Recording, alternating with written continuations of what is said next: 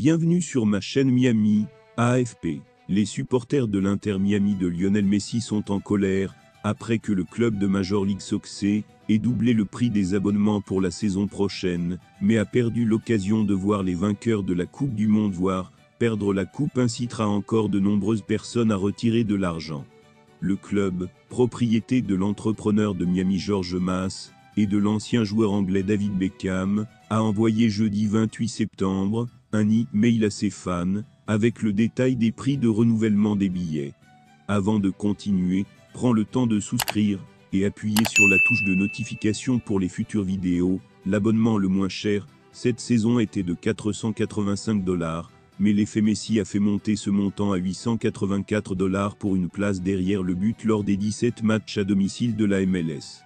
Cela équivaut à 52 $ par match. Les sièges avec une vue plus large, près de la ligne médiane, et avec accès à la salle à manger, sont passés de 3 600 $ à 7 650 $, et une augmentation similaire a été retenue pour les sièges les plus chers.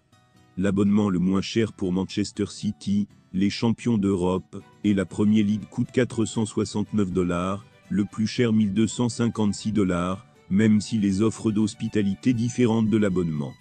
Dans l'ancien club de Messi, Barcelone, le prix de l'abonnement le moins cher est de 380,53 $, et le plus cher est de 919,62 $.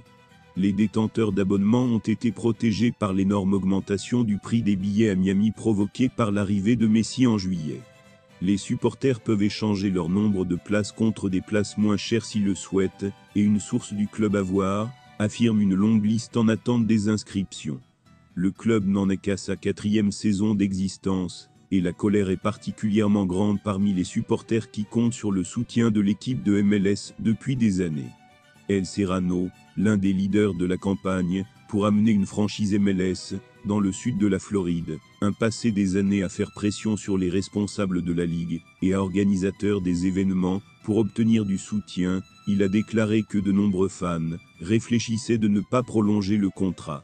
C'est fou, je m'attendais à ce qu'ils augmentent, mais de 50% au maximum.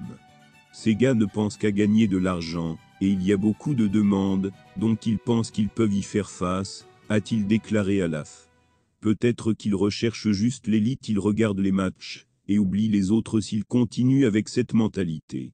L'Argentin est supérieur au Brésilien João Klaus, et à l'Allemand Hani Mukhtar.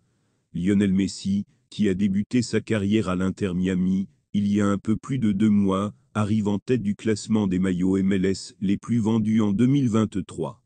Vendredi, la MLS a détaillé la liste des maillots les plus vendus du 1er janvier au 12 septembre 2023, menée par la star argentine. Messi a annoncé son arrivée à Miami, le 7 juin, et a fait ses débuts avec l'équipe rose, le 21 juillet lors d'un match contre Cruz Azul.